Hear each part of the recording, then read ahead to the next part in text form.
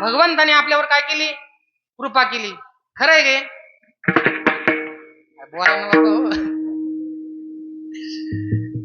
हे एकदम चुकीचं आहे. महाराज शास्त्रकार त्या ठिकाणी सांगतात, भगवत कृपा झाली असं केव्हा कळून घ्यायचं? ज्या वेळेस आपल्या जीवनामध्ये श्रोत्रिय ब्रह्मनिष्ठ कृपाळू संताची भेट झाली रे झाली, असं समजायचं की आज आपल्यावर भगवंताची काय झाली की कृपा झाली.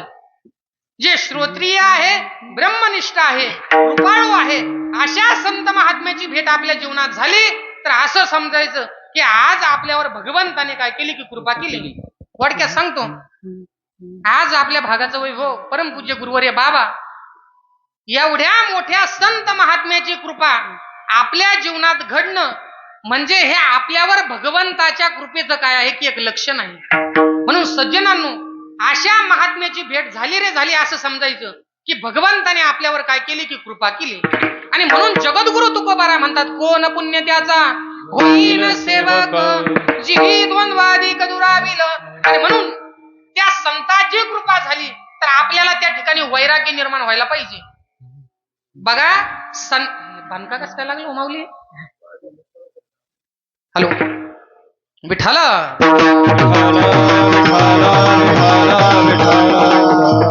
बघा संत महात्म्याची कृपा आपल्या जीवनामध्ये त्या ठिकाणी झाली तर आपल्याला या संसाराचा काय यायला पाहिजे की वीट यायला पाहिजे आणि वैराग्य उत्पन्न व्हायला पाहिजे. असं मी सांगत नाही, तुकोबाराय सांगतात, सर्व संगे विटाला तो एकला आवडसी. मला केवळ तो भगवंत आवडतो, त्याच्या व्यतिरिक्त दुसरा कोणीही नाही. कारण की मला या संपूर्ण गोष्टीचा काय झालेला आहे की वीट आलेला आहे. पण हे कधी घडतं? त्या संत महात्म्याची कृपा आपल्या जीवनात झाली, दर्शन घडलं आणि मग भगवंताची आपल्यावर कृपा होते आणि त्या कृपेने आपल्या जीवनामध्ये असं आपल्याला वाटू लागलं, सर्व संगे विटाला तो एकला आवडसी. आणि ती गवळण बघा काय म्हणते, याती कुळ माझे गेले हरपोनी श्रीरंगा वाचोनी आणू नयने. त्याच्या व्यतिरिक्त मला दुसरं काहीही नको. म्हणून बघा त्या ठिकाणी सांगतात, चंदनाची चोळी माझे सर्वांग पोळी कान्हो वनमाळी एक भेट पाहता. हे काय आहे की ईश्वर कृपेचं काय आहे की लक्षण आहे. म्हणून ईश्वराची कृपा. दुसरी कृपा सांगितली शास्त्र कृपा. शास्त्र कृपा म्हणजे काय? बघा सज्जनांनो, शास्त्र कृपा कशाला म्हणायचं? आपल्याकडे शास्त्रार्थ धारणा शक्ती असायला पाहिजे, स्मृती शक्ती असायला पाहिजे, उपस्थिती असायला पाहिजे. आता या ठिकाणी आपण गाथेचं पारायण करतो, ज्ञानेश्वरीचं पारायण करतो, पण आपल्या काय होत नाही की ते ध्यानात राहत नाही. आपल्याकडे काय नाही की शास्त्रार्थ धारणा शक्ती नाही. आता इथं नाही पण बाहेरचं सांगतो, कधी कधी कीर्तनाला बाहेर गेलो, बाहेर गेल्याच्या नंतर महाराज अभंगाच्या पहिल्या चरणात सांगतात, ते म्हणणारे दुसरंच चरण उचलतात. याचा अर्थ त्यांच्याकडे काय नाही की शास्त्रार्थ धारणा शक्ती नाही, स्मृती शक्ती नाही, उपस्थिती त्या ठिकाणी नाही. आपण नेहमी हरिपाठ म्हणतो की नाही? बरं, सगळ्याला हरिपाठ पाठी. पण कधी कधी काय होतं, ते ज्ञानदेव म्हणेलच काय पेत तिथं घोडपारी पेत, तिथंच चुकत आहे. काय भानगड आहे? म्हणजे आपल्याकडे काय नाही की शास्त्रार्थ धारणा शक्ती नाही, स्मृती शक्ती नाही, आपली उपस्थिती नाही. किंबहुना एखादं प्रमाण म्हटलं तर त्या ठिकाणी दुसरं प्रमाण म्हणणे, याला काय म्हणायचं की त्या ठिकाणी शास्त्रार्थ धारणा शक्ती नसणे, उपस्थिती नसणे. एकदा काय झालं, जाऊ द्या सोपं करून सांगतो. पूर्वीच्या काळामध्ये एक मुलगी पाहण्यासाठी गेला, भरपूर मुली पाहिल्या. आता खरं सांग, असं झालंय आता हल्ली एकदा पाहायला जाणं आणि ते कोण होकार देऊनच घरी येणं, नाही मनाचं कामच राहिलं नाही. आता त्याने भरपूर मुली पाहिल्या आणि सर्व मुलीला नापसंत करत आला. एकही मुलगी त्याला पसंत पडत नव्हती. आणि शेवटी नाईलाजाने सगळे घरचे वैतागले, म्हणे भाऊ तुला हातच ओढतो, कमीत कमी आता तरी काय कर, ह्या मुलीला तू होकार देऊन टाक. त्याने सांगितलं काहीच अडचण नाही. आणि असा पाहण्याचा कार्यक्रम संपूर्ण त्या ठिकाणी घरी गेले, पाणी वगैरे दिलं मुलींना आणि तिला प्रश्न विचारू लागला, तुझं शिक्षण काय झालं, तू कितवी शिकली, ग्रॅज्युएशन कंप्लीट झालं का, तू करते काय, तुला स्वयंपाक जमतो का, अमुक ढमुक नको ते प्रश्न विचारून बसला. पण घरामध्ये चौकटीमध्ये काय झालं, काही देवतांचे संत महात्म्याचे फोटो लावलेले होते. आणि म्हणून याला वाटलं घर माळकरी दिसतं, सांप्रदायिक घर आहे, आणि म्हणून आपण काय करू की एक सांस्कृतिक प्रश्न त्या ठिकाणी विचारू. बाबा जर नाही सांस्कृतिक प्रश्न विचारला तर ही मुलगीच आपल्याला काय करेल की पसंत करणार नाही. आणि म्हणून आपल्यावर एक आरोप येऊ नये म्हणून याने काय केलं की एक प्रश्न विचारला, आधी संपूर्ण विचारून घेतलं आणि म्हटले, बाई तुला मी एक प्रश्न विचारतो. आता खरं याला काहीच येत नव्हतं बरं, हे पक्का गायरादी होता. पण उगा आपल्यावर आरोप येऊ नये म्हणून याला प्रश्न विचारायचा. आणि सांगितलं मी तुला आता एक शेवटचा प्रश्न विचारतो, लास्ट शेवट. तिने सांगितलं हो विचारा. यानं सांगितलं की बाई पंचमी कोण्या महिन्यात असते. आता हे विचारण्यासारखा प्रश्न आहे का? धार्मिक प्रश्न आला का सांस्कृतिक आहे? त्या बाईने, त्या मुलीने काय केलं सज्जनांनो, ताबडतोब त्या क्षणी तिने उत्तर द्यायच्या अगोदर मनामध्ये विचार केला की ह्या टाकल्याला तिचे केस गेलते, पोरी पाहू वय इतकं झालं. आणि म्हणून विचार केला या टाकल्याला आपल्याला वर म्हणून काय करायचं नाही की वरायचं नाही, याला काय करायचं नाही की आपल्याला वर म्हणून वरायचं नाही. ठरवून टाकलं, मनामध्ये पक्का निश्चय झाला आणि त्याच्या पुढे टाळी वाजून सांगितलं म्हणे भाऊ तुला पंचमी कोण्या महिन्यातली लागते. ती मुलगी हुशार होती, कारण की प्रत्येक महिन्यामध्ये 2 पंचमी आहेत, एक शुद्ध पंचमी आणि एक वैद्य पंचमी. मला सांगायचं एक दृष्टांत संपला. त्या मुलीने त्याच क्षणी लगेच ताबडतोब त्याला उत्तर दिलं तुला पंचमी कोण्या महिन्यातली लागते. याला काय म्हणायचं की उपस्थिती, याला काय म्हणायचं की स्मृती शक्ती म्हणायचं. पूर्वीच्या काळामध्ये लोकमान्य टिळकांना एक फाईल वाचायची होती आणि बाहेर कोर्टाच्या बाहेर ती फाईल देत नव्हती. त्यांना माहिती लोकमान्य टिळक हुशार आहे, बाहेर गेली की लगेच लिहून काढते. पूर्वी काही झेरॉक्सची काय नव्हती की व्यवस्था नव्हती. पण ठरल्याप्रमाणे काय झालं की लोकमान्य टिळकांनी परवानगी काढली आणि कोर्टाच्या आतमध्ये 2 घंटे 40 पानाची फाईल वाचली आणि बाहेर आल्याच्या नंतर जशीच्या तशी लिहून काढली. याला म्हणायचं शास्त्रार्थ धारणा शक्ती, उपस्थिती, स्मृती शक्ती. हे काय आहे की शास्त्र कृपेचे. ज्या वेळेस आपल्याला हे कळून येईल असं समजायचं की आपल्यावर काय झालं की शास्त्राची कृपा झाली. तिसरी कृपा शास्त्राने या ठिकाणी सांगितली ती आहे श्री गुरु कृपा. श्री गुरु कृपा म्हणजे काय? गुरुचा उपदेश योग्य आणि अचूक समतोल उपदेश त्यांनी केला आणि त्याच क्षणी ब्रह्मबोधाचा त्या ठिकाणी उपदेश केल्याच्या नंतर तो ब्रह्मभावावर आरूढ झाला. असं समजायचं की आपल्यावर काय झाली की श्री गुरुची कृपा त्या ठिकाणी झाली. आणि चौथी कृपा सांगितली अंतःकरण कृपा. एखादी वाईट गोष्ट घडत असेल आणि त्या ठिकाणी आपलं मन त्या ठिकाणी जर ते म्हणत असेल की ही गोष्ट करायची नाही, असं समजायचं आपल्यावर अंतःकरणाची काय झाली की कृपा झाली. म्हणून महाराज आजच्या अभंगामध्ये 4ही कृपेचं लक्षण सांगत असताना या अभंगामध्ये सांगतात की त्या भगवंताने काय केली की माझ्यावर कृपा केली, अर्थात ईश्वराने काय केली की कृपा केली. कारण माऊली ज्ञानोबा सांगतात तरी जया माझी सायुज्याची चाड, तरी तिची पूर्वी कोड, का सेवा म्हणता तरी आड प्रेम रचे प्रेम सुई. महाराज म्हणतात जो जो म्हणे धरती भाव, म्हणजे ज्याच्या मनामध्ये जे जे आहे ते मी काय करतो की त्याची इच्छा पूर्ण करतो. माऊली ज्ञानोबा म्हटले एखादा भक्त म्हणत असेल मला धन दौलत पैसा ऐक ऐश्वर्य लागतं, त्याच्याकरता मी ऐक ऐश्वर्य देतो. एखादा म्हणत असेल मला मोक्ष लागतो, त्याच्याकरता मी मोक्ष देतो. माऊली ज्ञानोबा म्हणू लागले एखादा म्हणतो मला भक्ती करायची, त्याच्याकरता मी प्रेम देतो. याला काय म्हणायचं की संत म्हणायचं. आणि आज माऊली ज्ञानोबा सांगतात की तो जिज्ञासू भक्त आणि त्या भक्तावर भगवंताने केलेली कृपा, तो भक्त कसा आहे? महाराज म्हणतात कै मी उद्धार पावेन, कै कृपा करील नारायण, ऐसे सांगा तुम्ही संत जन करा समाधान चित्त माझे. केवळ भगवंत कसा आहे हे मला काय करायचं की जाणून घ्यायचं. याच्याकरिता जो भगवंताची भक्ती करतो त्याला जिज्ञासू भक्त म्हटलेला आहे. आणि अशा जिज्ञासू भक्ताचं वर्णन करत असताना माझे माऊली ज्ञानोबा म्हणतात त्या भगवंताने माझ्यावर काय केली की कृपा केली आणि त्या कृपेचा परिणाम अभंगाच्या पहिल्याच्या पाचाची वाट पाचच गेली, पाचाची वाट पाचच गेली,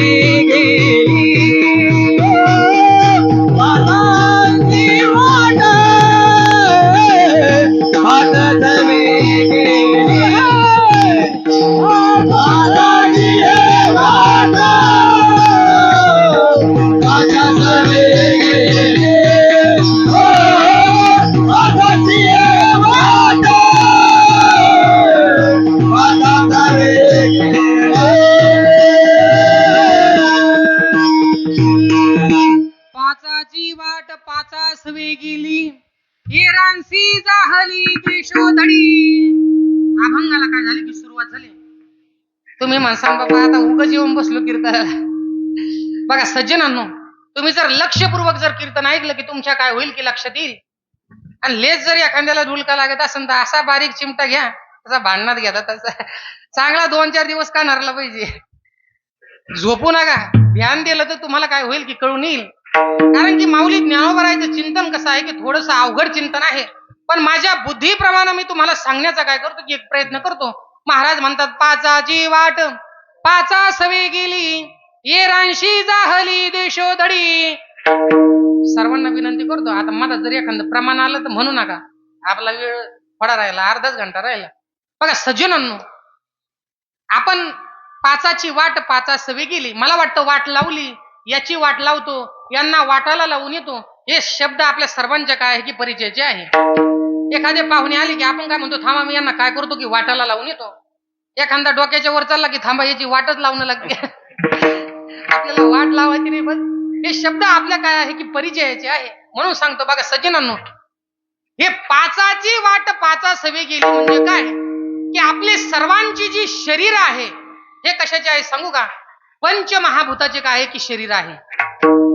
तुम्ही म्हणसान कसे की पंचमहाभूते कोणती? तुम्हाला सांगतो, पृथ्वी, आप, तेज, वायू आणि आकाश असे पंचमहाभूते आहे.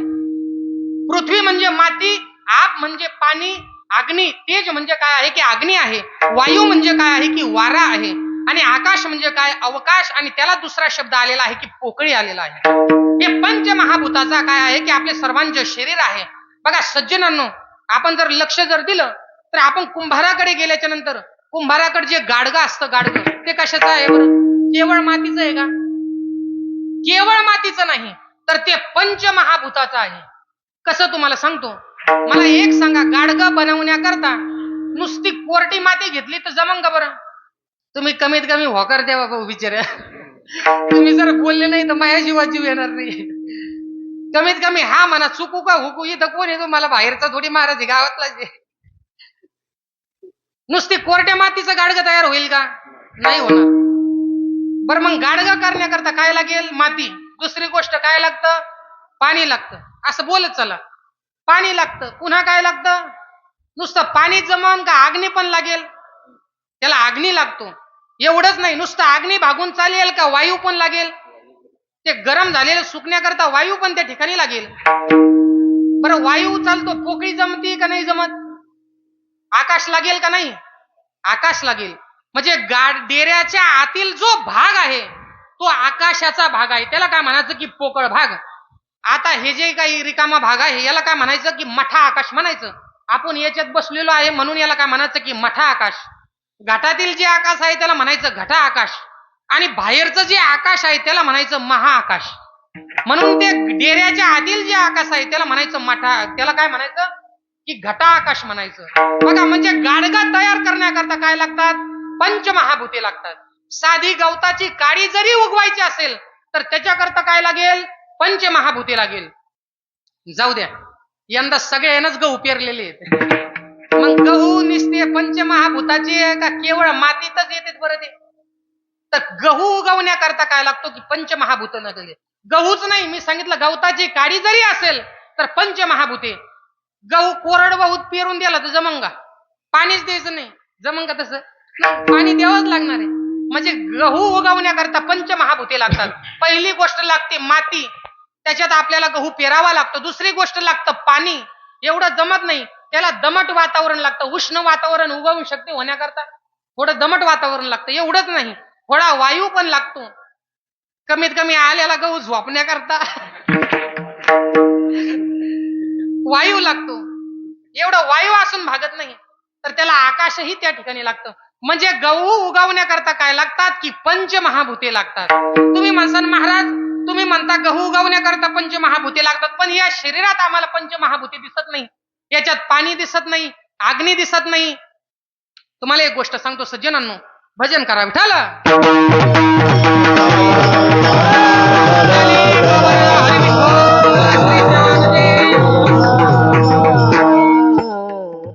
आपली सर्वांची जी शरीर आहे, या शरीरामध्ये पंचमहाभूते कशी मी तुम्हाला सांगतो. पृथ्वी, आप, तेज, वायू आणि आकाश. आकाशाचे 5 तत्व या शरीरामध्ये आहे. पहिलं तत्व सांगितलं आकाश. त्या आकाशाचे 5 तत्व काम, क्रोध, शोक, मोह, भय. हे आकाशाचे 5 तत्व. तुम्हाला विचारलं या शरीरात आकाशाचे 5 तत्व कोणते, तर तुम्ही सांगायचं काम, क्रोध, शोक, मोह आणि भय. हे पंचमहाभूते आहे. काम उत्पन्न होतं की नाही तुम्हाला, विकार उत्पन्न होतात की नाही, याला काय म्हणायचं, हे कोणाचं तत्व आहे, आकाशाचं तत्व आहे. राग येतो की नाही तुम्हाला, येतो की नाही, राग येतो की नाही खालीवर बोलल्यावर, थोडं जरी खालीवर बोललं ती लगेच इकडे बाहेर वर दुसरं काहीच नाही. राग येतो. हे क्रोध कशाचं तत्व आहे, आकाशाचं तत्व आहे. काम, क्रोध, लोभ, लोभ उत्पन्न होतो, शोक उत्पन्न होतो. बघा मनुष्य मेल्याच्या नंतर ते बॅनर छापे पहा, आणि त्या बॅनरच्या खाली शोकाकुल असा शब्द असतो, आणि त्या शोकाकुल शब्दाच्या पुढे अमुक अमुक परिवार असं असतं, आहे की नाही. हे कशाचं तत्व आहे, आकाशाचं तत्व आहे. शोक उत्पन्न होणे, भय वाटणे, भीती वाटणे, हे कशाचं तत्व आहे, आकाशाचं तत्व आहे. म्हणून या शरीरात आकाशाची 5 तत्व आहेत, काम, क्रोध, शोक, मोह आणि भय. याच्यानंतर वायूचे 5 तत्व या शरीरात आहे. कोणते तुम्हाला सांगतो, चलन, वलन, धावन, पलायन आणि प्रसारण आणि आकुंचन, असे 5 तत्व आहे. बघा, चलन म्हणजे चालणे, वळण म्हणजे वळणे, पळण म्हणजे पळणे, प्रसरण म्हणजे हातपाय पसरित नाही का आपण, हे वायूचं तत्व आहे. आकुंचन म्हणजे आखडणे, जे आखडा आखडी करतो आपण, याला काय म्हणायचं, आकुंचन. म्हणजे कशाचं तत्व आहे, हे वायूचं तत्व आहे. मग या शरीरात वायूचे 5 तत्व आहे, आकाशाचे 5 तत्व आहे. याच्यामध्ये पुन्हा अग्नीचे 5 तत्व आहे, आकाश, वायू आणि तेज म्हणजे अग्नी. अग्नीचे 5 तत्व आहेत, बरोबर आहे का नाही. आता अग्नीचे 5 तत्व कोणती तुम्हाला सांगतो, क्षुधा, तृषा, आलस्य, निद्रा आणि कांती. ही आकाशाची 5 तत्वे आहेत. क्षुधा म्हणजे भूक लागणे. तुम्हाला भूक लागते की नाही, खरं सांगा. ते बिचारे काय होते की काम करून दमून येते, आणि दमून आल्याच्या नंतर पंक्तीला बसते, आणि पंक्तीला बसल्याच्या नंतर सांगते, संपतराव जे आसन ते वाढाराव, माझे ठरागणीले खवाळा बरं. म्हणजे हे कशाचं, जठराग्नी. या शरीरामध्ये काय आहे की अग्नी आहे, ते तुमचं अन्न पचन करण्याचं काय करतो की काम करतो. आणि म्हणून त्याला देताना काय करावं लागते की आहुती द्यावी लागते. यज्ञ शिष्टा शिन संतो मुच्यते सर्व किलविषय भुंजनते ते तुघम पाप ये पचनते आत्मकारणात. त्याला आहुती द्यावी लागते. म्हणून सज्जनांनो, हे कशाचं तत्व आहे, क्षुधा, भूक लागणे, हे अग्नीचं तत्व आहे. क्षुधा, तृषा, तहान लागते की नाही, हे कशाचं तत्व आहे, अग्नीचं तत्व आहे. क्षुधा, तृषा, आलस्य, निद्रा, कांती. निद्रा, झोप लागते, आळस निर्माण होतो. काही काही पक्के महाआळशी राहते, महाठग. त्याचे इतके महाठग कोणीच नाही, त्याला उठूच वाटत नाही, म्हणून आळस निर्माण होतो. हे कशाचं तत्व आहे, ध्यानात नाही काय कोण तुमच्या, बोला ना, कशाचं तत्व, भूक लागणे, निद्रा येणे, झोप येणे, कशाचं तत्व आहे, हा, अग्नीचं तत्व आहे. याच्यानंतर पुन्हा जलाचे 5 तत्व या शरीरामध्ये आहे. कोणते, बोलत चला बरं तुम्ही, झोपा येऊ राहिले, बोलत चला. जलाचे 5 तत्व या शरीरात कोणते सांगतो, शुक्र, स्वेनित, लाला, मूत्र आणि स्वेद. बघा, शुक्र आहे, स्वेनित आहे, रक्त आहे. या ठिकाणी आपल्या शरीरातून रक्त येतं की नाही, काही लागलं आपल्याला तर रक्त येतं. हे तत्व कुणाचं आहे, जलाचं तत्व आहे. काम करून घाम येतो की नाही आपल्याला, घाम म्हणजे शरीरातून पाणी बाहेर निघतं, हे जलाचं तत्व आहे. मूत्र, लघुशंका त्या ठिकाणी येते, हे कुणाचं तत्व आहे, जलाचं तत्व आहे. म्हणजे या शरीरात आकाशाची 5 तत्वे, वायूची 5 तत्वे, अग्नीची 5 तत्वे आणि जलाची 5 तत्वे या शरीरामध्ये आहे. आणि पृथ्वीची ही 5 तत्वे या शरीरामध्ये आहे. पृथ्वीची 5 तत्वे कोणती सांगू का, अस्थि म्हणजे हाड, मांस, हे जे दिसतं हे मांस, याला म्हणायचं मांस. अस्थि, मांस, नाड्या, 72,000 नाड्या या शरीरामध्ये. किती, 72. मग त्या नाड्या, अस्थि, मांस, नाड्यात रोम, त्या ठिकाणी केस आहेत. हे कशाचं तत्व आहे बरं, हे पृथ्वीचं तत्व आहे. पण काही काही लोक म्हणू लागले, हे पंचमहाभूताचं शरीर आमच्याकडे आलं कस काय. महाराज म्हणतात, देखे पुढीलाचे ओझे आपुल्या माथा घेईजे. पुढच्याचं ओझं आम्ही डोक्यावर घेतलं. महाराज म्हणतात देह हा पाचाचा आणिला उसना शेखे त्याचा त्याला देणे लागे विठाला विठाला.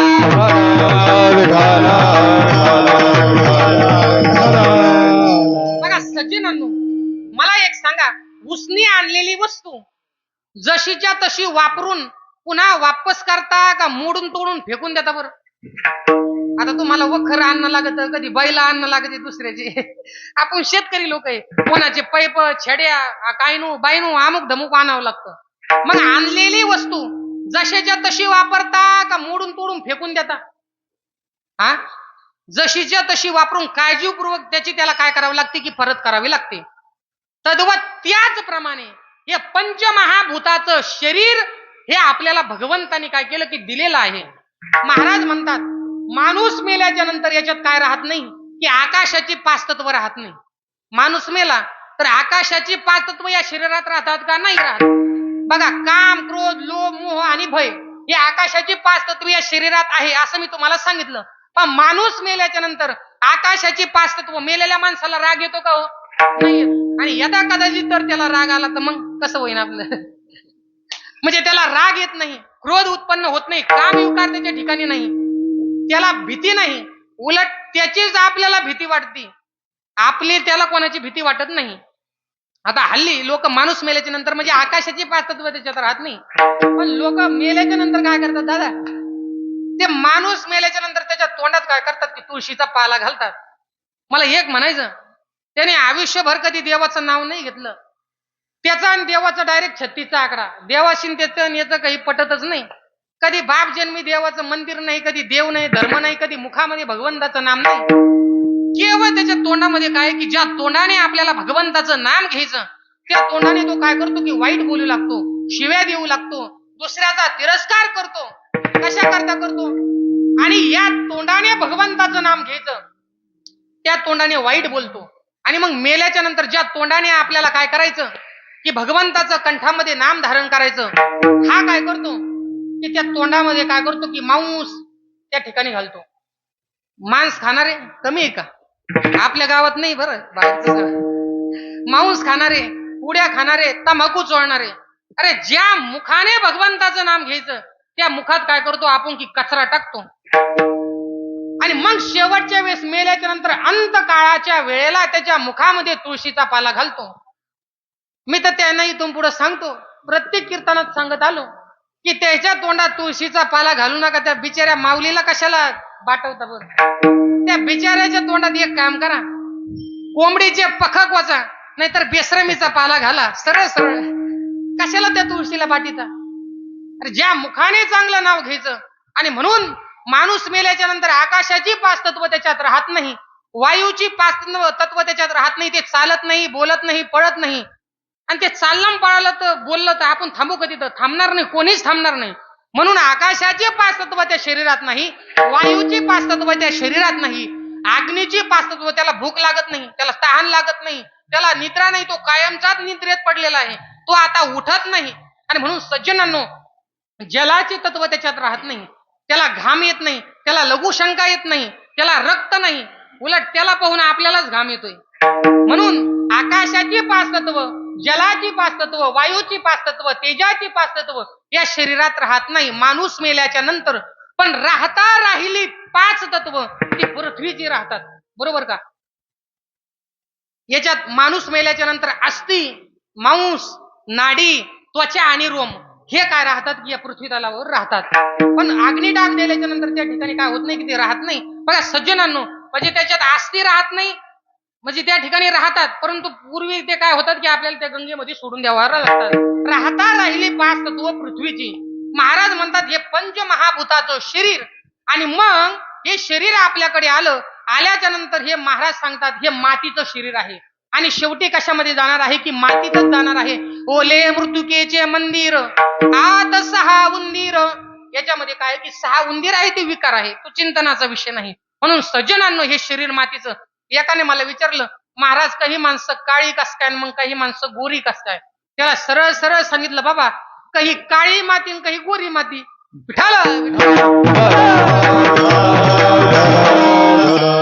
हे शरीर मातीचं तर मग काही माणसं काळी आणि काही गोरी. त्याला सांगितलं सरळ सरळ काही लाल माती धर आणि काही काळी माती धर. दोन्ही पासून उत्पत्ती झालेली आहे, म्हणून हे शरीरच मातीचं आहे. बघा सज्जनांनो, महाराज म्हणतात हे शरीर मातीचं असल्यामुळं पंचतत्वापासून तयार झालं. 25 तत्वाचा हा देह 25 तत्वामध्ये विलीन होतो. नाथ महाराज म्हणतात 1 3 5 मेळा 25चा 36 तत्वाचा मूळ हरी. 36 तत्वाचं शरीर ते परमात्म्याचं आणि 25 तत्वाचं शरीर हे कोणाचं आहे की आपलं आहे. म्हणून सज्जनांनो, या ठिकाणी चिंतन करत असताना हा देह भगवंताने आपल्याला देह प्राप्ती करता, देवाच्या प्राप्ती करता त्या ठिकाणी दिलेला आहे. पण आपण काय करतो की रिकामी कामं भलती करतो. गुरुजी काय करायचे की दृष्टांत सांगायचे. आता जमत का? गोष्ट एकदा काय झालं, एका मनुष्याला काय करायचे की धार्मिक कार्य करण्याची काय झाली की इच्छा उत्पन्न झाली. धार्मिक कार्य करण्याची इच्छा उत्पन्न झाली. आपण पोथी लावू. अधिकाचा महिना आला आणि अधिकाच्या महिन्यामध्ये आपल्याला काय करायची की पोथी लावायची. पोथी लावायची म्हणजे काय करायचं की अधिकस्य अधिकम फलम. अधिक महिन्यात केलेलं जे पुण्य आहे ते अधिक अधिक काय करतं की वाढत राहतं. म्हणून आपल्याला पोथी लावायची. स्वतःचं घर पाहिलं, फक्त 7 पत्राचं घर, 7 टिनाचं घर, 2-3 माणसं बसले तर बाकीच्या ह्याला बसायला जागाच नाही. पण ठरवलं की आपल्याला काय करायची की पोथी लावायची. ठरल्याप्रमाणे गावात काय झालं की खासदार निधीमधून 20 लाखाचं मंगल कार्यालय त्या गावामध्ये आलं. आणि म्हणून याने काय केलं की ग्रामसेवकडे एक अर्ज केला आणि सांगितलं की साहेब की मला तुमचं मंगल कार्यालय 1 महिन्याच्या अग्रीमेंटवर आम्हाला काय करा की पोथी वाचण्याकरता त्या ठिकाणी द्या.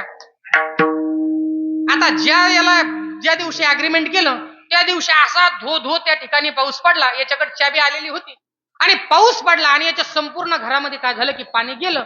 बसायला जागा नाही, झोपायला जागा नाही. याने याचं संपूर्णची संपूर्ण बिऱ्हाड उचललं आणि त्या मंगल कार्यालयामध्ये काय केलं की नेऊन टाकलं. घेतलं कशा करता? धार्मिक कार्य करण्याकरता, पोथी वाचण्याकरता. आता काय टाकलं यानं त्याच्यामध्ये? संसार घातला. ठरल्याप्रमाणे लोकांना वाटू लागले आज पोथी लावीन, उद्या पोथी लावीन. ते विचार केला कर्मचाऱ्यांनी की बाबा सरपंच साहेब, आपलं जे हे मंगल कार्यालय आपण याला पोथी वाचण्याकरता दिलं, याने याचं संपूर्णच बिराट त्याच्यात आणून मांडलं. त्या सरपंचाने विचार केला की जाऊ द्या म्हणे बाबा, आपण याला 1 महिन्याच्या अग्रीमेंटवर दिलं ना, तर याला काय काय करायचं ते याला करू द्या. ठरल्याप्रमाणे लोकांना पहिला दिवस उजाडला, दुसरा दिवस, चौथा, 5वा, असे जवळजवळ 7वा दिवस उजाडला आणि लोकांना वाटू लागला हा दौंडी देईन, पोथी ऐकायला हो. आणि मग त्या सरपंचाने कर्मचाऱ्याने विचार केला, याने काय करायचं की याची आपली टीम बोलवायची. आता तिथं काय घर पाहिलं 7 पत्राचं, भली गरमी होत होती. तिथं मोकार, पंखे, संडास, बाथरूम, अटॅच, हवा, गाद्या, पंख्या, लोड, तक्के, आईश आरामात. याने काय करायचं याची टीम बोलवायची, खुशाल दारू ढोसायची आणि पत्ते खेळत बसायचं. घेतलं कशा करता? धार्मिक कार्य करण्याकरता. करू काय राहिला? वाईट कृत्य करा लागला. कर्मचाऱ्याला वाईट वाटलं. कर्मचाऱ्याने सांगितलं की याला एक काय करू की आपण समजून सांगू की बाबा तुम्ही हे जे कार्य घेतलं, मंगल कार्यालय घेतलं, हे पोथी वाचण्याकरता घेतलं आणि म्हणून त्याकरिता याच्यात पोथीच वाचा. वाईट कुठल्याही प्रकारचे कृत्य या ठिकाणी करू नका. आणि म्हणून ते नोटीस घेऊन गेलं त्याच्याकडे नियमाची. त्याने सांगितलं म्हणे भाऊ पगार किती आहे तुला? त्याने सांगितलं काय नाही म्हणे 3,500 आहे. अरे म्हणे बता 3,500 पुरतच काम करणार, कशाला डोकं लावतो? मी काही जास्त बोलणार नाही. मग ते काय झालं, पुढे झालं सरपंचाला सांगितलं. सरपंच गेला. सरपंचाने विचार केला बाबा याला धार्मिक कृत्य करण्याकरता गेलं, हे वाईट कृत्य करायला लागलं. आणि म्हणून सरपंचाने सांगितलं तुम्ही काय करा की कमीत कमी माऊली रामकृष्ण हरीचं तरी जप करा, नका पोथी वाचू, पण उरलेल्या 15-20 दिवसात रामकृष्ण हरी म्हणा. त्याने सांगितलं सरपंच साहेब मी तुम्हाला काही जास्त बोलणार नाही, तुमचे ना आमचे संबंध चांगले, म्हणून आता राखील त्याचे घर आणि कशील त्याची शेती, हे मंगल कार्यालय माझंच आहे, तुम्हाला काय करायचं तर करा. ठरल्याप्रमाणे सरपंचाने सांगितलं तरी ऐकलं नाही, कर्मचाऱ्याने सांगितलं तरी ऐकलं नाही, ग्रामसेवकने सांगितलं तरी ऐकलं नाही. आणि मग नाईलाजाने सरपंचांना त्यांना काय करावं लागलं, पोलीस स्टेशन मध्ये अर्ज दाखल करावा लागला की याने अशा अशा प्रकारचं कृत्य केलं आणि हा मंगल कार्यालय माझंच आहे असं त्या ठिकाणी सांगतो. मग त्याच्या विरोधात काय निघलं की पकड वॉरंट त्या ठिकाणी निघलं. मग ते धरणार आले, वढिणार आले आणि हे भाकर खात होतं. भाकर खाता खाताच उचललं. मग बायको रडू लागली, मुलगी रडू लागली, मुलं रडू लागले किमान जेवण तर करू द्या. म्हणे आता जेवण बिवण काही नाही. आमच्या सरपंचाने सांगितलं तरी ऐकलं नाही, कर्मचाऱ्यांनी सांगितलं तरीही ऐकलं नाही, नोटिसा आल्या तरीही ऐकलं नाही. आता कोर्टामध्ये नेलं, गाडीत टाकलं, कोर्टात हजर केलं आणि त्या न्यायाधीशाने काय करून टाकला की निकाल देऊन टाकला की हे मंगल कार्यालय ग्रामपंचायतच आहे असं जोपर्यंत तू म्हणत नाही ना तोपर्यंत आम्ही तुला काय करतो की कारागृहामध्ये टाकून देतो. आणि कारागृहामध्ये काय केलं की त्याला टाकून दिलं. विठ्ठल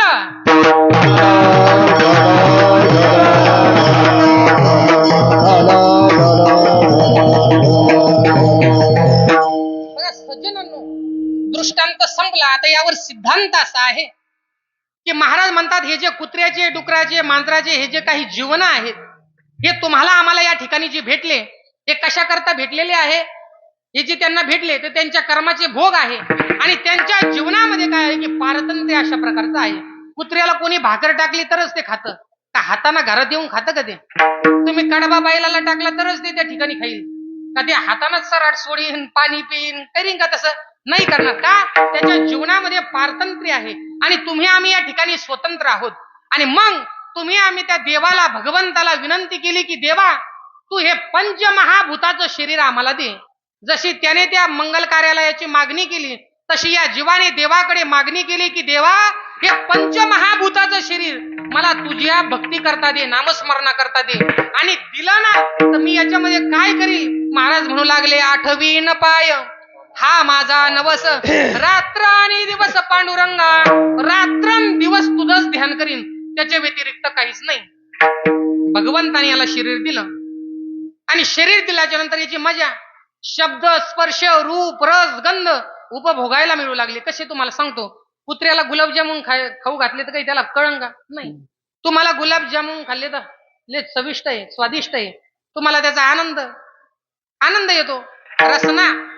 आणि म्हणून शब्द विषय भोगतो, रस विषय भोगतो, पंच विषय उपभोगू लागला, काम भोगू लागला, क्रोध भोगू लागला, त्या ठिकाणी विकार भोगू लागला. आणि मग सज्जनांनो याला नोटिसा आल्या. जशी ती नोटीस त्याला गेलती ग्रामपंचायतच्या माध्यमातून तशी नोटिसा आपल्याला येऊ लागल्या. हरिमुखे म्हणा, हरिमुखे म्हणा पुण्याची गणना कोण करी. माझ्या माऊली ज्ञानोबारांनी सांगितलं की किमान तुम्ही आले ना तर किमान हरिमुचं भजन करा, देवाचं नामस्मरण करा. तुकोबाराय सांगू लागले तुका हरी हरी तुम्ही म्हणा रे सकळ, तेने माया जाळ तुटतील. देवाचं नामस्मरण करा. संतांच्या माध्यमातून आपल्याला काय आल्या का नोटीस आल्या. त्याने सांगितलं मी कोणाचं ऐकत नाही. हल्ली आहे ना माणसं अशी की ते कोणाच्याच बापाचं ऐकायला तयार नाही. त्याचाच बाप मोठा, दुसऱ्याचा बाप लहान. बाबा तो हाच बाप मोठा, कमीत कमी हरीचं तर नाव घे नाही. पण ठरल्याप्रमाणे आमच्यासारखं जास्तच रेटून म्हणा लागलं तर महाराज तुम्ही तुमच्या कामापुरतं काम करा ना. गळ्यामध्ये माळ नाही, कधी देवाचं नाव नाही, आमच्यासारखं रेटून म्हणा लागला अरे माळ घाला रे बाबा. नाही नाही, अरे तुम्ही तुमचं कामाशी काम करा ना, कशाला डोक्याला येतं. म्हणजे आमचंही ऐकत नाही, संतांचं ऐकत नाही, देवाचं ऐकत नाही. आणि मग नाईलाजाने त्या यम धर्माकडे काय गेली की शिकायत गेली. आणि यम धर्माने काय केलं की त्याचे ते यमदूत त्या ठिकाणी पाठवले.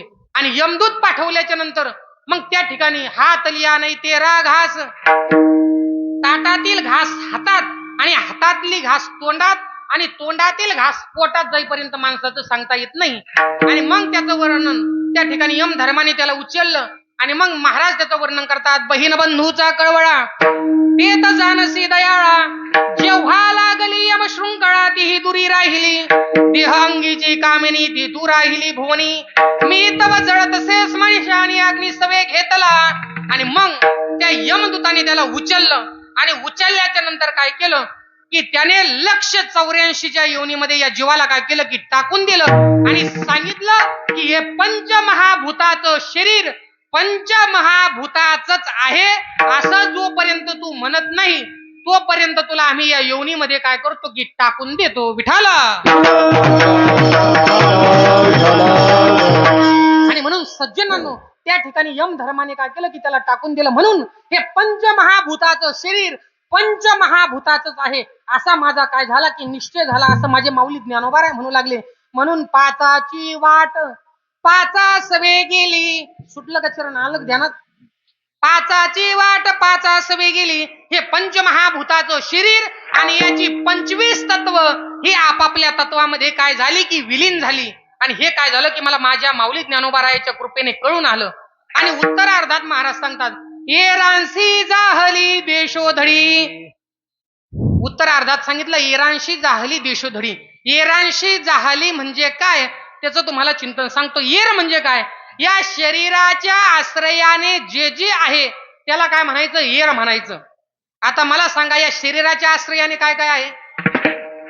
भरपूर गोष्टी आहेत. पहिली गोष्ट, या शरीराच्या आश्रयाने आहे नाव. आहे का नाही नाव? या नावाचा आपण काय घेतला की अभिमान धारण केला. माझं नाव पॉम्पलेट मध्ये नाही, मी तिकडे कीर्तनाला येणार नाही. वास तेवढा जगबुद्धा तुम्हाला बरी नाही बरं. तुम्ही माझा पायावर तुम्हाला नाही. माझा दृष्टांत आम्ही नेहमी सांगतो की हे जे आमचं जे दुकान आहे ना, कीर्तन म्हणजे एक रेडीमेड दुकान आहे. ज्याच्या त्याच्या मापाचे आहे ते कपडे इथं भेटत आहेत. ते बसून घ्या, ऑटोमॅटिक ते त्याला येऊन जाते. त्या शरीराच्या आश्रयाने काय आहे की नाव आहे. आपण नावाचा अभिमान धारण केला. माझ्या काय नाही की पत्रिकेत नाव नाही, मी लग्नाला जाणार नाही, माझं नाव खाली टाकलं. नको नाही, माझ्या नावापुढं हरिभक्त पारायण नाही लिहिलं, माझ्या नावापुढं मृदुंग विशारद नाही लिहिलं, माझ्या नावापुढं कीर्तनकार नाही लिहिलं. म्हणून काय झालं की वाद निर्माण झाले. म्हणजे आपण काय केलं, या नावाचा अभिमान धारण केला. महाराज म्हटले हा घातक आहे. बघा, ज्या वेळेस आपला जन्म झाला त्यावेळेस काय नव्हतं की नाव नव्हतं. उपजली या बालकासी नाव नाही तयापासी, ठेविले नावेसी ओ देत उठी. नाव दिल्याच्या नंतर उठत. आता हल्ली गाडी घ्यायला गेलो तर ती पासिंग करूनच गाडी यायला लागली. त्याला ऑटोमॅटिक नंबर प्लेट आहे, पण पूर्वी काय नव्हती की नंबर प्लेट नव्हती. आणि मग त्याची पासिंग वगैरे नंबर प्लेट त्याला नाव होतं त्यानंतर. पण हल्ली आता काय झालं, जन्म झाल्याच्या नंतर आपली महिला मंडळ म्हणजे आपली काय की एक पासिंग आहे.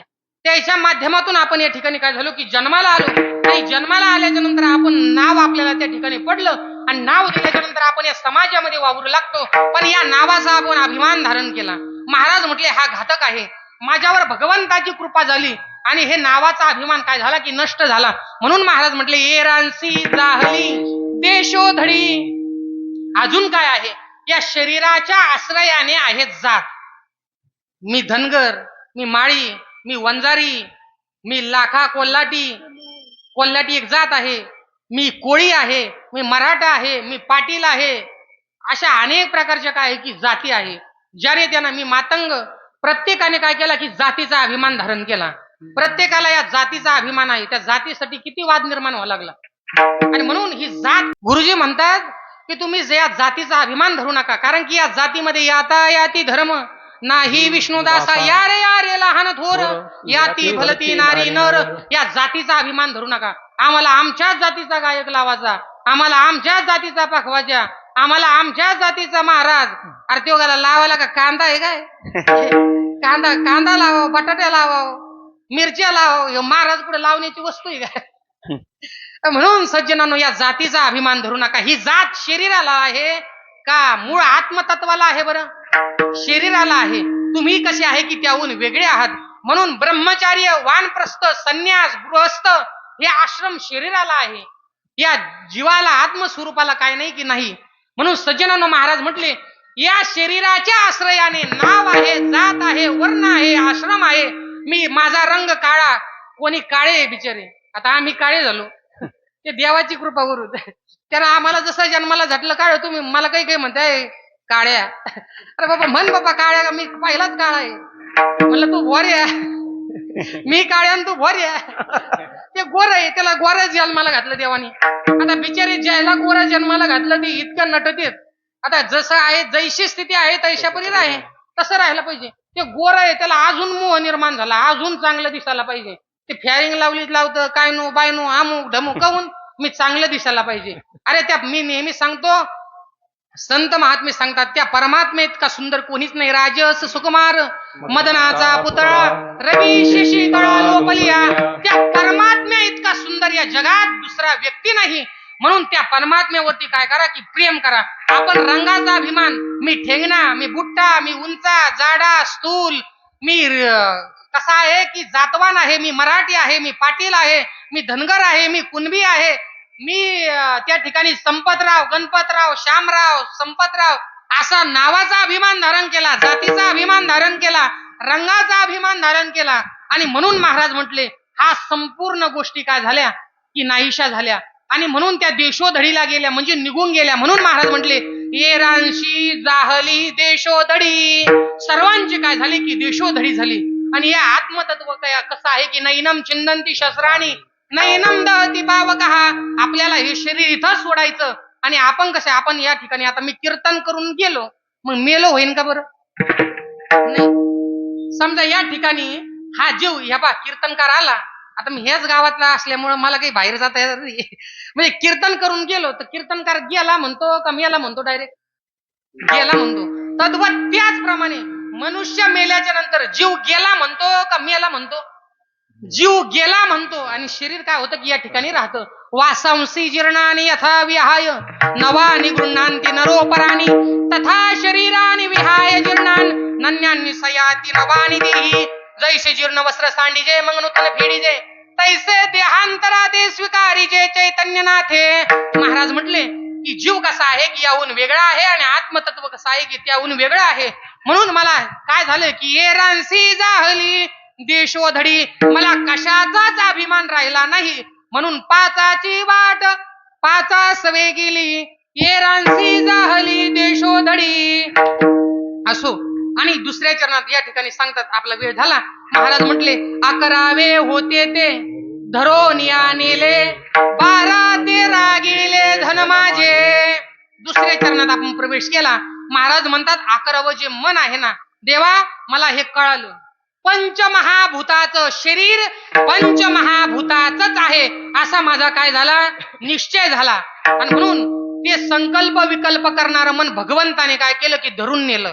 म्हणून महाराज म्हटले 11 होते ते धरोनिया नेले 12 ते रागिले धन माझे. या शरीरात 3 अत्यंत महत्वाच्या गोष्टी मन बुद्धी चित्त आणि अहंकार. थोडक्यामध्ये सांगत चलतो. बघा सज्जनांनो, माणसाचं मन चांगलं असेल, बुद्धी चांगली असेल आणि चित्त चांगलं असेल तर सर्व गोष्टी होतात.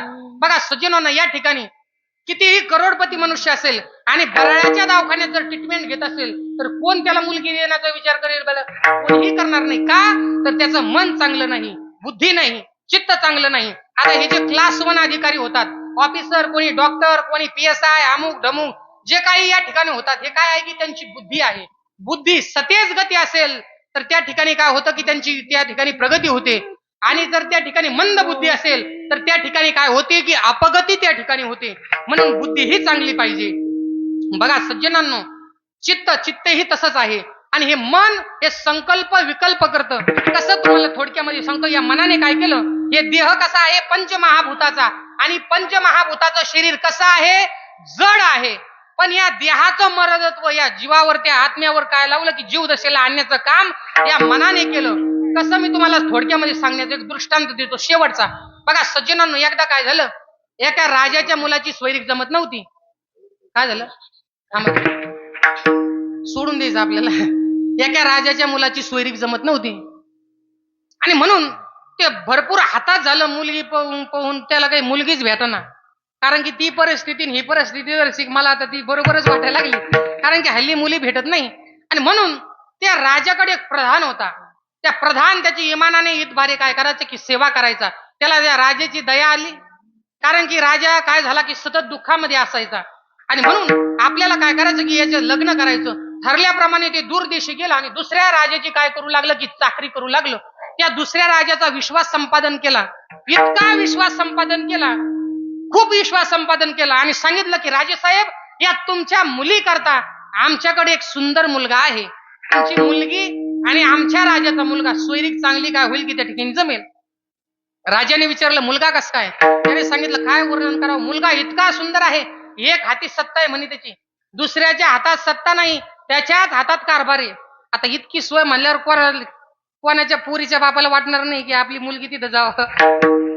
ठरल्याप्रमाणे काय झालं, त्याने सांगितलं अजून त्याने सांगितलं इतकी सकाम दृष्टी आहे, मुलगा इतका चांगला आहे की सकाम दृष्टी आहे. हा लहान मोठा गरीब श्रीमंत त्याच्या नजरात काय नाही की भेद नाही, सकाम दृष्टी, विषमता त्याच्या ठिकाणी नाही. बरं अजून त्याने सांगितलं इतका निष्ठावान आहे, एकदा पुढे पाऊल टाकला की तो मागे घेत नाही, इतका निश्चयवान आहे.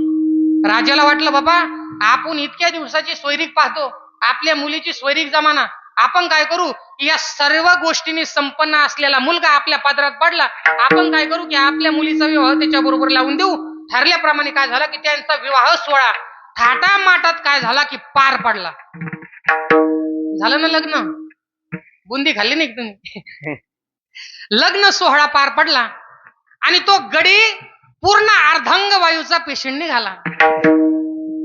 एक हाती सत्ता, म्हणजे त्याचा एकच हात काम करायचा, दुसरा हातच काम करीत होता.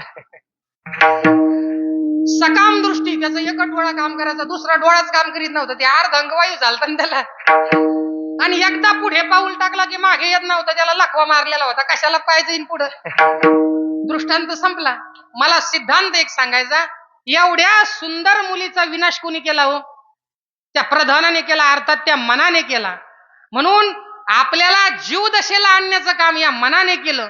आणि म्हणून माझे माऊली ज्ञानोबा म्हणतात, त्या भगवंताने माझ्यावर कृपा केली आणि त्या कृपेमुळे मला असं ज्ञान झालं. 11 होते ते धरोनिया नेले, 12-13 गेले चित्त माझे. माझं चित्त आणि बुद्धी त्या भगवंताने काय केली की गिळून टाकली. तुम्ही आम्ही वर्तमान काळात जगत नाही. आपलं चित्त काय करतं? भविष्य भूतकाळाचं काय करतं? स्मरण करतं. भविष्य काळाचं चिंतन करतं आणि वर्तमान काळाची काय करतं की चिंता करतं. सुंदर पुरणपोळीचा स्वयंपाक तुम्ही तयार केला पोळ्याच्या दिवशी, बरोबर का? करता का नाही तुम्ही? अरे कमी हातातही हा म्हणा ना, करता. आणि सुंदर पुरणपोळीचा स्वयंपाक आता तुम्हाला नाही कळणार ते, बरं. ते पुरणपोळीचा स्वयंपाक काही साधा नाही. ते त्याला किती बेजाऱ्या किती झटणं लागतं त्याला माहिती. आणि तुम्ही बिचारे खुशाल लावत होता त्याला. आणि मग सुंदर पुरणपोळीचा स्वयंपाक पोळ्याच्या दिवशी आपण त्या ठिकाणी बसतो. बसल्याच्या नंतर खूपच्या भाकर गिळाव का नाही बरं? ते पुरणपोळीचा स्वाद घ्यायचा ना, तर काय म्हणता तुम्ही तिथं? शकीची माय उद्या काय करते रे खायला? अरे बाबा, जे तेच गिळणं आधी कशाला उद्याचं पाहतो? म्हणजे पुढं भूतकाळाचं वर्णन, भूतकाळाचं चिंतन लागलं, उद्या काय करते? म्हणजे जे आहे आता समोर ते नाही, उद्याची चिंता पडली त्याला. अरे हे असं आहे. अजून नाही, एवढंच नाही, काही काही तर इतके महारथी पाहिले आम्ही. जेवायला बसले, पंचपक्वान्नाचं जेवण समोर आहे आणि ते बिचारे काय म्हणते सांगू का? बापा बापा बापा, आमची पूर्वीच्या काळात लेस दैन होती का? पूर्वीच्या काळात का कडबा खात होता का बाबा? गुरुजी सांगायचे, मनुष्य कितीही श्रीमंत झाला तर तो सोनं खात नाही आणि कितीही गरीब झाला तर तो कडबा खात नाही. म्हणून महाराज म्हटले, चित्त घातक आहे, ते भगवंताने गिळून टाकलं. बुद्धिनिष्ठत आत्मज्ञान, ब्रह्मरूप भावी आपण ब्रह्मनिष्ठा राखे पूर्ण तत्परायण हर्निशी. ही बुद्धी ही भगवंताने गिळून टाकली. आणि म्हणून महाराज म्हणू लागले, 11 होते ते धरोनिया नेले, 12-13 गेले धन माझे. अजून काय केलं? अभंगाचं शेवटचं चरण. रखुमा देवी वरू चोळू पै घोटीला, निधन झाला शुद्धपणे. महाराज म्हणतात, त्या भगवंताने माझ्यावर कृपा केली आणि रखुमा देवीवर असा असणारा बाप विठ्ठलेश परमात्मा याने काय केलं? माझ्या जीवीचा घोट घेतला. जीवीचा घोट घेतला म्हणजे जीव घेतला नाही, पण जीव दशा मात्र काय केली नाही की ठेवली नाही. हे जे संत आहे हे ब्रह्मस्वरूप आहे आणि ब्रह्मस्वरूप असल्यामुळे त्यांच्या ठिकाणी ब्रह्मभाव काय झालेला असतो की उत्पन्न झालेला असतो. पण सज्जनांनो, या ठिकाणी जीव कोणाला म्हणायचं मी थोडक्यामध्ये काय करतो की सांगतो. बघा, घर बांधायचं असलं तर घराला काय लागतं की विटा लागतात, वाळू लागतं, सिमेंट लागतं. तद्वत त्याचप्रमाणे जीवाची सिद्धी करता येत नाही, पण शास्त्राने जीवाची व्याख्या सांगितली, कुटस्थ चैतन्य अधिक बुद्धी किंवा वेष्टी अज्ञान. आणि त्या बुद्धीमध्ये पडलेला कुटस्थ चैतन्याचा आभास तिन्ही मिळून काय झालेला असतो की जीव तयार झालेला असतो. आता बुद्धी भगवंताने गिळून टाकली, मग आता आभास कशात पडेल? पडणार नाही. म्हणून जीवाची सिद्धी झाली नाही. म्हणून रखुमा देवी वरू चोळू पै घोटीला, निधन झाला शुद्धपणे. तुम्ही जे संपूर्ण जे दिसतं ना, हे तुम्हाला घर दार गाडी घोडी बंगला आदला पैसा बिसा, हे सगळं अज्ञानाचं कार्य आहे, अर्थात अविद्येचं कार्य आहे. महाराज म्हणतात, जीव दशा निवृत्त झाल्यानंतर याचं काय झालं की निधन झालं. म्हणून निधन झाला शुद्धपणे. या संपूर्ण राज्याला छत्रपती शिवाजी महाराज काय करायचे की सगळं मोठं राज्य समजायचे. तुकोबारायाचं कीर्तन ऐकलं आणि वैराग्य निर्माण झालं आणि संपूर्ण स्वराज्य महाराजांच्या स्वाधीन केलं, पायावरती समर्पित केलं आणि सांगितलं, मला काय करायचं की हे तुम्हाला दान करायचं. महाराजांनी सांगितलं, शिवबा आम्ही काय आहे की आम्ही तेने सुखी म्हणा विठ्ठल विठ्ठल मुखी, तुमचे रवित्त धन ते माझं मृत्युके समान. बोलतो की त्या तुकोबारायाच्या जागेवर आमच्यासारखी हल्लीचे महाराज लोक पाहिजे होते. एका रात्यात 7-12 फेरफार तलाठी अधिकारी गोळा करून नावाचं करून घेतलं असतं. पण ते तुकोबाराय होते. म्हणून सज्जनांनो, दिसणारं जेवढं ऐश्वर आहे हे अज्ञानाचं कार्य आहे. आणि म्हणून महाराज म्हणतात त्याचं काय झालं की निधन झालं. म्हणून खरं ऐश्वर जर काय असेल, भक्ती, नामस्मरण, वैराग्य, हे जे काही आहे, शम दमादी षट संपत्ती, मुमुक्षता, हेच खरं वैराग्य आहे आणि आपलं ऐश्वर आहे. म्हणून महाराज म्हणतात हे काय करा की कमवा. आपण नामस्मरण करा. कामामध्ये काम, हे भरपूर प्रमाणात चिंतन आपल्याला मांडायचं नाही. म्हणून सज्जनांनो, हे जे धन आहे इथं कमवलेलं ते इथंच सोडून जावं लागेल. तुम्हाला हे चलन तिकडं वापरता येणार नाही. तद्वत तुम्ही जे पुण्य कमवलेलं आहे, हा पुण्यरूपी पैसा तुम्हाला पुढे काय होणार की कामी येणार. म्हणून महाराज म्हटले हेच खरं ऐश्वर आहे. म्हणून दिसणारं जगत याचं काय झालं की निधन झाला शुद्धपणे आणि त्या भगवंताने माझ्यावर कृपा केली. म्हणून 11 होते ते धरून आणले, 12-13 गेले धन माझे.